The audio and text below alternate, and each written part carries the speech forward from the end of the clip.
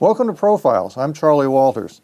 Dylan Fernandez is the state representative for the Barnstable, Dukes, and Nantucket district in the Massachusetts General Court. He is a Democrat who was first elected in November of 2016, and I'm delighted to have him here today. Thank you for having me. Excited to be here. Let's start with the boundaries of the district first, just so that people will be aware of who exactly you represent other than Nantucket. Yeah. Well, this is the most unique district in the entire state. And so I represent half of Falmouth, which is basically North Falmouth, West Falmouth, Woods Hole area, kind of downtown, all of the Vineyard and all of Dukes County, which is the Vineyard and the Elizabeth Island chain, and then, of course, all of Nantucket. And there are about 40,000 residents in the district, and I guess that's true for all 160 districts in Massachusetts? Roughly, and we'll find out soon enough because we're going to do another census in a couple of years, and maybe the districts will shift a little bit. And I'm actually on the redistricting committee at the State House, and so we'll be taking a look at all of the data and the demographic changes across the state. And Nantucket's population, I think, it has been growing, but maybe it's been growing significantly more than other places in the state. And we'll see how that the next redistricting will look like, depending on how the population change. There'll still be 160 representatives in the House. It's just a matter of where the boundaries will be drawn? Yeah, it's a matter of the boundaries, and you might see some shifting of different reps having different precincts, depending how the redistricting goes and the population changes go. Some reps might kind of lose part of their district if their population has decreased, and it's kind of an interesting process. Well, now, since Nantucket's population is growing, I think the Vineyards probably is too, but the Cape's population is shrinking. So I would interpret that to mean that you may have a bigger district. I don't know. I mean, we'll find out. Hopefully, I'm still there in 4 years to be able to find out. But it's interesting because we lost a congressional seat not too long ago, and it wasn't because Massachusetts' population was shrinking. Massachusetts' population was growing. It just wasn't growing at as fast a rate as other states in the country. Yes. And so we've seen how that can affect. We used to have 10. Legislators. I remember in 12, 13, and 14. yeah, I know. I guess we've been shrinking pretty steadily, though. So it's interesting, and we'll see those changes. There won't be any drastic kind of state house seat changes, but I think there'll be a few. Yeah. Let's talk some bills and issues that relate, not particularly to Nantucket, but more to Nantucket. Affordable housing. There's a home rule petition on Beacon Hill at this point. Talk about that. So for me, affordable housing is one of the biggest issues facing our district. I mean, I rent because I can't afford to own a home in the district that I represent. And that's the same true with a lot of young people like myself, a lot of working families, and also seniors who want to downgrade to a smaller apartment or the like after building this community. Those groups are unable to do so because of lack of affordable housing here. And so one of the ways to get at this issue is around this Nantucket Home Rule petition that I filed in the State House back in January. And so this Home Rule petition, which to me is common sense, and I think to most people is common sense, is just a 0.5% tax, 0.5% transaction fee on home sales over $2 million. Now, does that mean only the amount over $2 million or the entire amount? Yes, over $2 million. So if it's a $3 million home, 0.5% of that is $5,000, right? And so that 0.5%, that $5,000 on this multi-million-dollar home goes into a Nantucket housing bank, and that housing bank helps pay for workforce and affordable housing. It's much like the way the land bank works on Nantucket, except that the fee is lower and the and the threshold is higher in terms of home sales. So it's much more modest than the land bank, and also this just makes sense, right? We've seen a lot of people come into Nantucket, come into the Vineyard across the Cape and Islands, and buy multi-million-dollar homes, and that's great. But if they're going to be doing that, and if that kind of increased home sales is going to really erode, the affordability for the rest of us, a very small portion of that money, a couple $1,000s on a multi-million-dollar home, should go towards affordable housing and workforce housing for the rest of us. Because right now, we're on a completely unsustainable track. And unlike, Nantucket has the third highest home prices in the state. Cambridge has the highest home prices. Really? They do. They do. That's my hometown. I'm amazed to hear that. Well, Cambridge is gorgeous. I can understand why it has high home sales. But for Cambridge, they get their workers from Revere, they get their workers from Winthrop and Somerville. No one's stepping out of the Atlantic Ocean to pitch on Nantucket, right? So it's a unique issue here, and it gets at the sustainability of the community on Nantucket. And I think it's a really modest, reasonable proposal, and we hope to advance it at the State House. And just 2 weeks ago, a large group of Nantucketers from community organizers to members of the Chamber of Commerce to realtors, housing advocates came up to the State House and joined me in testifying in support of this bill. And we look forward to really fighting hard for it. There is opposition for it because the Realtors Association is fighting really hard against it, which is incredibly frustrating, as you can imagine. But we're going to fight for it really hard. Will this be voted on this calendar year? So first we need to get it out of committee. Right now is on the Committee on Revenue, and I have a follow-up sit-down with the chairman, Chair Kaufman, on the bill next week, and we hope to shake it free out of committee. And then from there, it'll more than likely go to the committee, either the Committee on Ways and Means or the Committee on Third Reading, and then we're going to have to do extra advocacy there to get it moved out. But this bill, unlike other bills in the state, is a home rule petition, meaning that it only affects Nantucket, doesn't affect any other municipality in the state. And I think Nantucket's a unique community. It needs unique solutions, and that's why I hope this bill, the folks understand that this bill is just unique for Nantucket, and that helps us move it through. Another issue that's kind of on a parallel road to what you've just been talking about is H-2B visas. Mm-hmm. If someone has one, lucky enough to have one and gets here, where are they going to live? Right. But getting one in the first place is very difficult right now. Yeah, and so we've seen how the Trump administration has really cut into H-2B visas, has cut into the threshold that we've had for years around H-2B visas. And we've also seen how his kind of just anti-immigration rhetoric in general is hurting the Cape and Islands. There's been a 12 to 14% drop-off in foreign tourists since the election, and 12 to 14... Foreign tourists. Foreign tourists. Not employees, tourists. Tourists. Yeah. And so, and I'll get to the H-2B piece. But so what does that mean for Nantucket? Well, for Nantucket and the Vineyard, $35 million gets spent each year on the islands from foreign tourists. So a 12 to 14% drop-off means millions of dollars not getting spent here locally, just because of lack of tourism, because of the toxic rhetoric from the administration. And that rhetoric extends to policy, like the H-2B visa policy, and like capping the threshold so that people who have worked here last year don't hit that cap. Or now, the people who worked here last year now are included in that H-2B visa cap and are not able to return. That's a really big problem. It's obviously a federal problem, but I sent a letter to both of our senators, Senator Warren, Senator Markey, and Congressman Keating. And Congressman Keating has been at the forefront of this issue, but basically imploring them to help us increase the cap on H-2B visas, because we know here on the Cape and Islands that the employment rate is at 4%, right? Incredibly, and an economist will tell you that's what full employment is.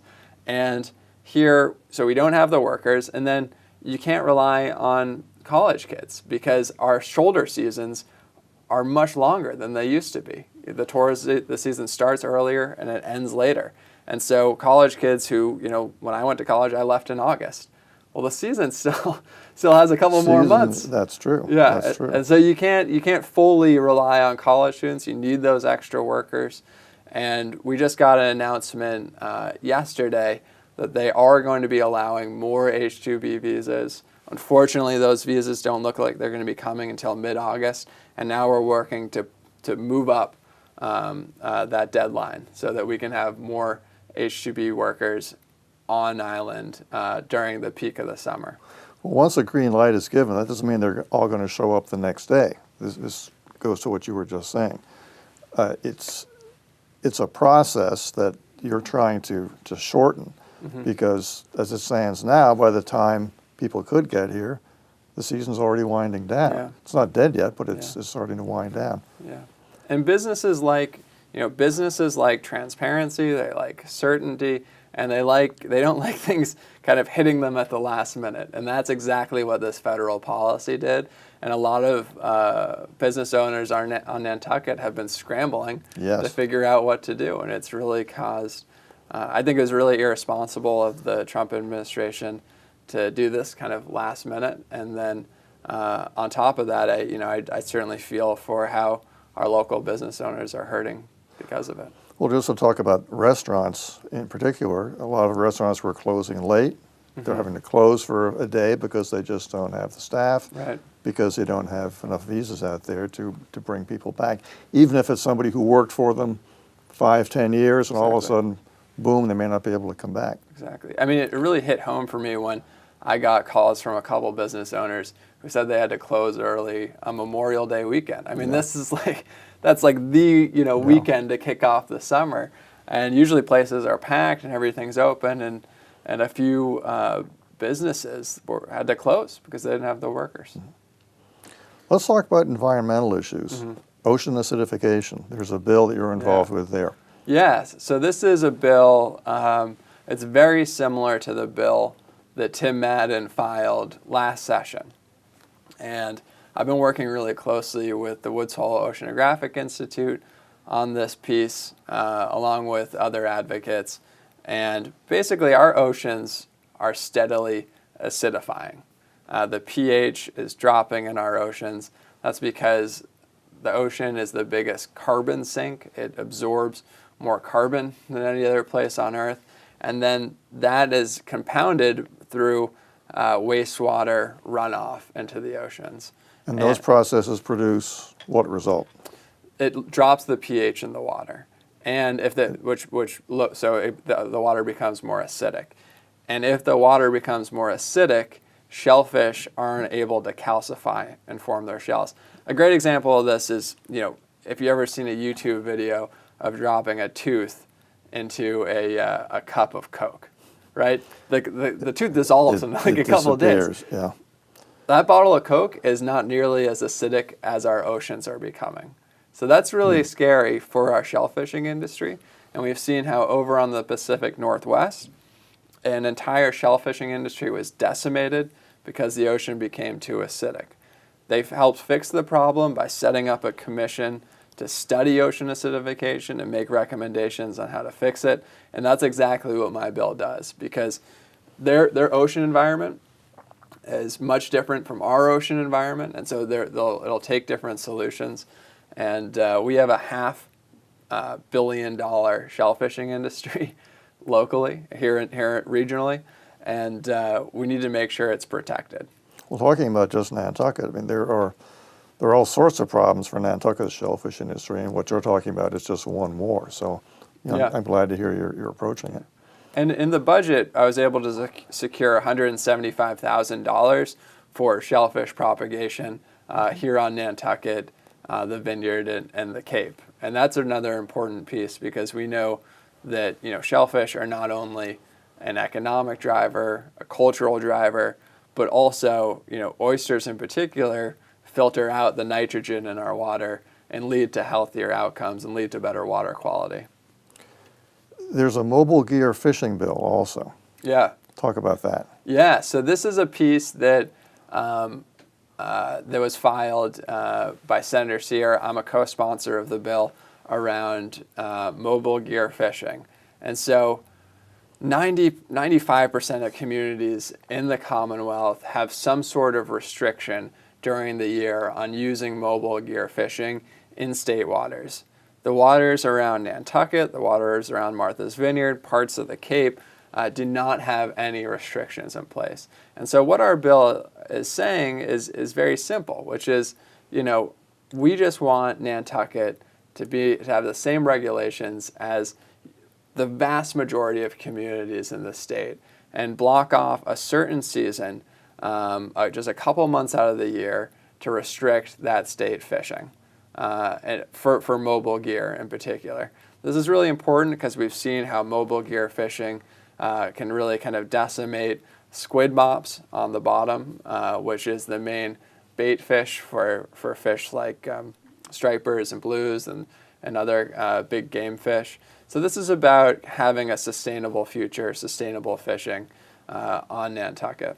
And mobile gear is what, for those who aren't familiar with this industry?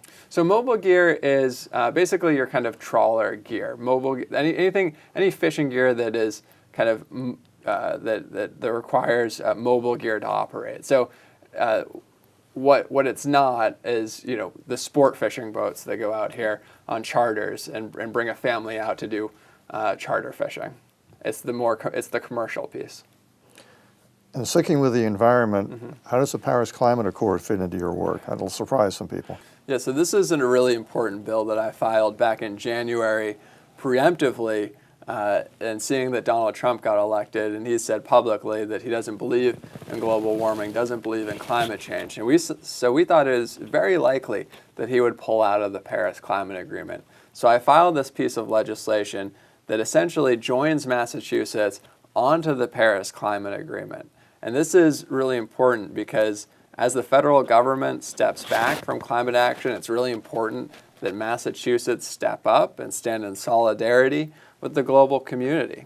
And so what does this bill do? Well, there's two main components of the Paris Climate Agreement. One is the greenhouse gas emission standards.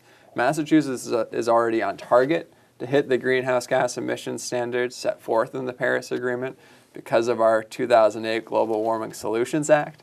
The other big component of the Paris Agreement is monitoring and holding yourselves accountable to these greenhouse gas emission standards. And that is the biggest part of my bill, which mandates that our Department of Environmental Protection report the greenhouse gas emissions to the United Nations affiliated group that tracks these global emissions. And so we're standing in solidarity. The state agency, not the federal one, is what you're talking about. Yeah, our state Department of Environmental Protection will send greenhouse gas reporting data to the global institution that tracks it. That's really important because global warming, climate change, it doesn't recognize borders or boundaries, right? And so this is going to take a global effort. And one of the things that's been nice since Trump pulled out of the agreement is to see other states step up and really take action. This bill would go further than any other bill in the nation in that it would require a state agency to report to an international organization. Some states are already voluntarily reporting, but this would be the first bill to codify it. And I just think it's really important that we send a message that a handful of climate deniers in Washington, D.C. do not speak for the people of Nantucket and certainly not the people of Massachusetts. The other states that are involved in a similar way, are they in the New England area, the East Coast area? Yeah, so that's a great question. They're pretty spread out. California, Washington, Oregon, New York, and there's at least a couple other, one or two more New England states, reports their data to what's called the Compact of Regions and States. And that is an international organization that keeps track of greenhouse gas emissions data. Our bill would be the first to codify that reporting. Massachusetts, like many other states, is having an opioid crisis, and Nantucket is as well. Talk about that in terms of your job. Yeah, excuse me. This is a really important subject for me. Many of us who live here know someone suffering from substance misuse, disorder. Many of us know someone who's never going to come back from it. My stepfather actually started the first sober house on Nantucket, maybe about 15, 20 years ago. And I know how important the issue is here to the local island. I filed a bill, a novel piece of legislation in the State House around long-term treatment options. There are many pieces to this. There's pieces around prevention. There's pieces around helping people in short-term recovery, detox, and then there's the long-term recovery piece. And my bill is around long-term recovery because we keep spending, we've doubled the amount of money we're spending on this epidemic, but the death rates continue to go up. And there's no other programs we've doubled the funding in our state. And we're not seeing the outcomes that we should be seeing.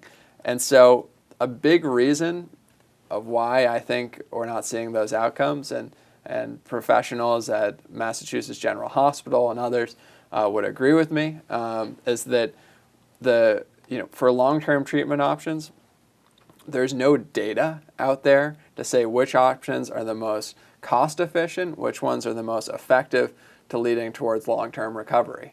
That's a problem. I mean, to pick on my hometown of Falmouth, in Falmouth for long-term recovery options, you can do AA or NA, you can do equine therapy, get acupuncture, you can have a recovery coach, and that's just a few, right?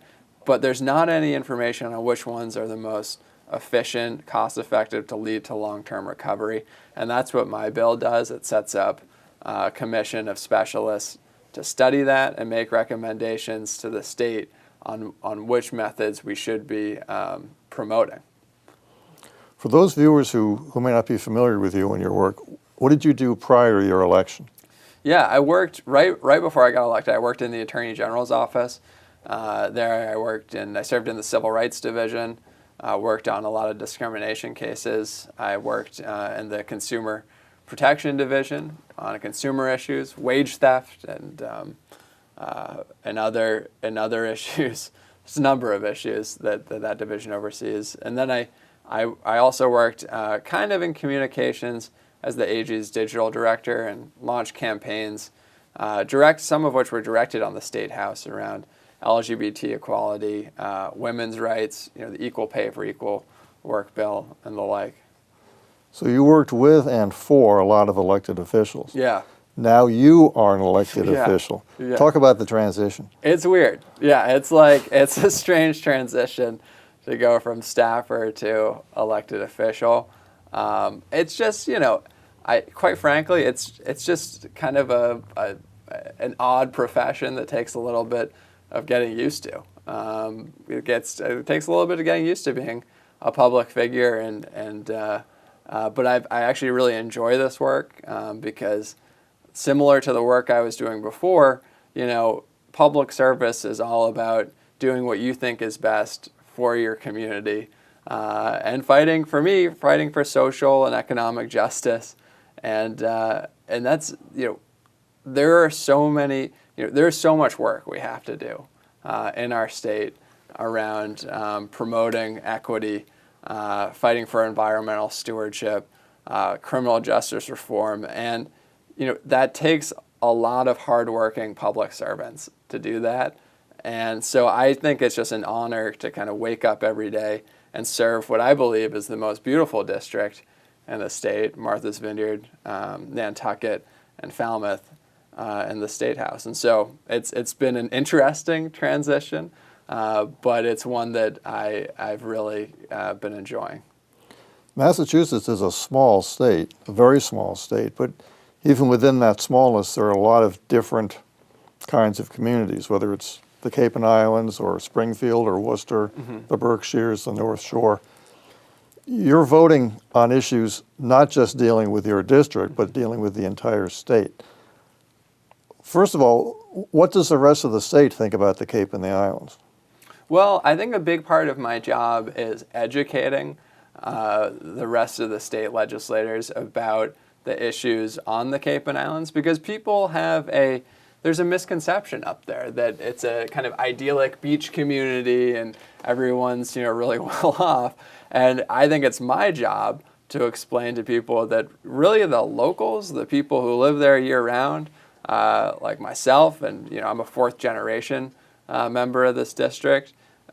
We have some really huge struggles, in terms of housing affordability, which is profound in our district, in terms of the opioid epidemic, in terms of environmental stewardship. And a lot of people don't realize that in our communities, our average salary is actually below the state average. And so there's a big misconception there. That's surprising. Yeah, I know. And so there's a big misconception there. And part of my job is educating people that the people who live here year-round, the voters, the people I represent, have a lot of issues that need to be addressed. Now, the education would work both ways, because if there's a bill or an issue that deals with, let's say, Berkshire County, you need to be educated about Berkshire County. Maybe you already are, I don't know. But there are parts of the Commonwealth that you don't know as much about as you do about your own district. Yeah. And that's an interesting, so I'm on 3 committees, and the 3 committees I requested, I'm on 4, but you request 3 committees, and the committees I requested were the Committee on the Environment, Committee on Substance Misuse and Mental Health, and the Committee on Municipalities and Regional Government. First 2 are kind of common sense, right? Those are the 2, environment and substance misuse are 2 huge issues here. And the third one, though, is a little different. But because this district is so unique, I'm the only representative who represents 3 different counties, which is crazy. Every other representative only represents one county, maybe 2. I represent 3 counties, and I represent 9 towns, and it's the most unique district in the state. So that's why I requested as well to be on the Committee on Municipalities and Regional Government. And I got all 3 committees I requested. Was the only freshman to get that, which was terrific. But so I get a front row seat on all the different issues from across the Commonwealth, because every home rule petition from Amherst or Leominster or Shrewsbury goes through the Committee on Municipalities and Regional Government. And that's an important committee to be on if you serve Nantucket, because Nantucket has quite a few home rule petitions. And so I get to, more than any other town I represent by far, which is great. And so I am on that committee that most of those home rules go to. So it's another effective committee to be on for the district. Now, in this part of the Commonwealth, Barnstable, Dukes, and Nantucket, there are 6 different districts. The rest of the state is about 3/4 Democratic in the House of Representatives. However, in the 6 districts in the southeast corner, 4 of the 6 are Republicans. Now, does that become problematic when you're trying to address an issue that affects not just your district, but the other districts on Cape Cod? Yeah, that's a really good question. And I'm rare on the Cape and Islands, being a Democrat. Which as you point out, is odd in a state that is so overwhelmingly Democratic. But when it comes to issues, I disagree with the Republicans on many of the issues facing our entire Commonwealth. But when it comes to issues facing the Cape and Islands, we are actually an extremely cohesive group that works really closely together. That's good to hear. For the better of our local communities, for the better of the Cape and Islands. And, I actually split Falmouth, right? And the other half of Falmouth is represented by a Republican. We work hand in hand on a number of issues. And I can say the same for the rest of the Cape delegation. It's really important that you rise above party and work together on issues facing our local communities, because, in Boston, there's like 50-something reps, right, representing the city of Boston. We only got 6, and so we need to stand together. We need to advocate as a single block, and they've been very supportive. They all co-sponsored my amendment around shellfish propagation and many others, and we work very closely together. And I think that's a really, really important in this day, especially when you look down to Washington and see the gridlock, to send a message that you can work effectively across the aisle. Well, it is encouraging, because a lot of the problems in, say, Chatham are going to be the same problems in Cuttyhunk Yep. or the same problems in Dennis or whatever. That's right. What about the rest of the state, though? If you've got a Republican district next to a Democratic district, but there are two municipalities that have a lot in common, are you likely to see as much cooperation between the parties? That's interesting. I don't know.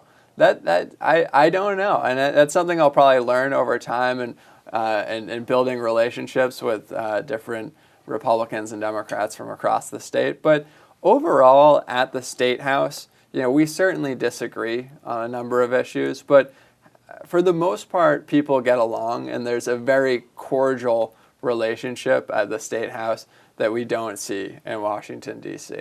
And I think that's really refreshing. Well, I'm glad to hear that. Before we go, Yeah. I want you to tell us about the Sacred Cod of Massachusetts, Yeah. which most people probably have not heard of. Yeah. Well, the Sacred Cod is one of my favorite pieces and parts of the State House, and I serve in the House of Representatives, which is this beautiful, beautiful room in the State House. And if anyone from Nantucket is up in Boston, they should come visit my office, and we'd be happy to give them a tour. But it's in this beautiful room in the State House, and hanging above the room is what's called the Sacred Cod. And the Sacred Cod hangs in our chamber because it serves as a reminder to the entire group of legislators, entire 160 members of the State House, House of Representatives, that we need to pay attention and remember and respect our fishing industry. And that's something that I hold dear every day, and I think I've demonstrated that in the bills I've filed and the amendments that I've passed. But it also has an interesting history, the Sacred Cod, as you know, because it was stolen at one point by students from the Harvard Lampoon. And so now when you see the Sacred Cod, it hangs really high up in the State House so that no one can come take it. Yeah. Well, this goes back to the 1700s. Yeah. Oh, it's been there. And maybe before that, but I know in the 1700s it was there. So even back then, they were aware of just how important a lot of the issues that are still important today. Right. And so the Senate got jealous. So the Senate got really jealous that we had the Sacred Cod and they did not. And so if you go into the Senate chambers, on their kind of main light fixture, right above it, you'll see another fish, but it's not the Sacred Cod, it's the holy mackerel. And so they have their own kind of fishing symbol. Competition even on Beacon Hill. Oh, yeah, surprising. Yeah. Dylan Fernandez, thank you for joining me today. Yeah. This has been very informative. Yeah. I hope you will come back. Thank you. Thank you so much for having me. And folks on island, if you ever want to reach out, please, my website is right online, but also the MA Legislature website has my office number, my email. Reach out anytime. We're here to fight for you and here to address any of your needs. For Profiles, I'm Charlie Walters. Thank you for tuning in. Please tune in again next time.